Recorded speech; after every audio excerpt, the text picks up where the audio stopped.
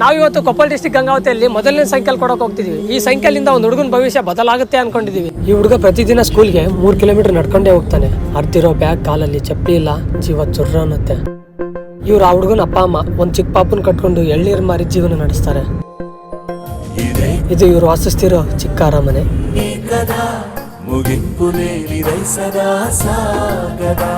నిస్వార్థమెంత గొప్పదో ఈ పదము రుజువు కట్టదా సిరాలు లక్ష వంపద చిరాక్షరాలు రాయదా నిసీధి ఎంత చిన్నదో నీ కంటి చూపు చెప్పదా నీలోని వెలుగు పంచగా విశాల నింగి చాలదా